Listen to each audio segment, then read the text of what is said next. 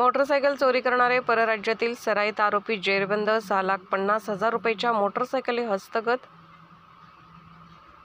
दिनांक 25/4/2024 रोजी स्थानिक गुन्हे अन्वेषण शाखेकडील सहाय्यक पोलीस निरीक्षक पंकज पवार यांच्या पथकातील सहाय्यक पोलीस फौजदार Anil Ainapure, police head constable Sachin Dhotre, police शिपाई सूरज थोरात, पोलीस शिपाई विनायक सुतार यांना गोपनीय बातमीदारामार्फत माहिती मिळाली की ताणंगपाटा पुलाच्या खाली 2 इसम विना नंबर प्लेटची चोरीची मोटरसायकल विक्री करण्याकरता आले आहेत. नमूद पथकाने मिळालेल्या बातमीप्रमाणे ताणंगपाटा पूल परिसरात जाऊन निगराणी करत असताना 2 इसम विना नंबर प्लेटचे मोटरसायकल जवळ रोड कडेला थांबलेले दिसले. त्यांचा बातमीप्रमाणे संशय आल्याने सहाय्यक पोलीस निरीक्षक पंकज पवार व पथकाने सदर इसमांना पळून जाण्याची संधी न देता त्यांना ताब्यात घेऊन त्यांचे नावगाव विचारता त्यांनी त्याचे नाव रणजित श्रीरंग लोखंडे, 25 वर्ष, राहणार अहिल्यानगर सांगली, मूळ राहणार मल्हारवाडी मंगसोळी, अथनी, जिल्हा बेळगाव, राज्य कर्नाटक, अशोक विश्वनाथ काशे, 26 वर्ष, प्रकाशनगर अहिल्यानगर सांगली, मूळ राहणार मांजरी चिक्कोडी बेळगाव, राज्य कर्नाटक असे असल्याचे सांगितले. सहाय्यक पोलीस निरीक्षक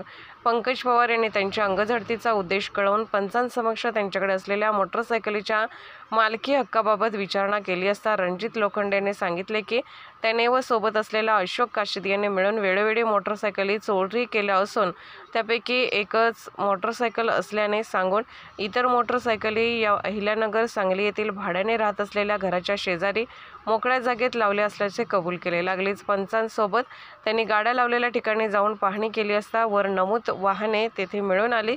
सदरच्या मिळालेल्या मोटरसायकलीबाबत पोलीस ठाण्याचा क्राईम अभिलेख पडताळला असता मिरज ग्रामीण, तासगाव, MIDC कुपवाड, कवटेमहाकाळ, सांगली शहर आणि कर्नाटक राज्यातील कागवाड व कुडची पोलीस ठाण्यास मोटरसायकली चोरीचे गुन्हे दाखल करण्याची खात्री झाली.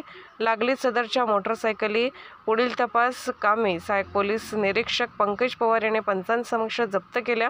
रणजित श्रीरंग लोखंडे हा रेकॉर्डवरील आरोपी असून यापूर्वी त्याच्यावर चोरीचे गुन्हे दाखल आहेत. सदर आरोपी जप्त मुद्देमाल पुढील तपास कामे मिरज ग्रामीण पोलीस ठाण्याकडे वर्ग करण्यात आला असून पुढील तपास मिरज ग्रामीण पोलीस ठाणे करत आहे.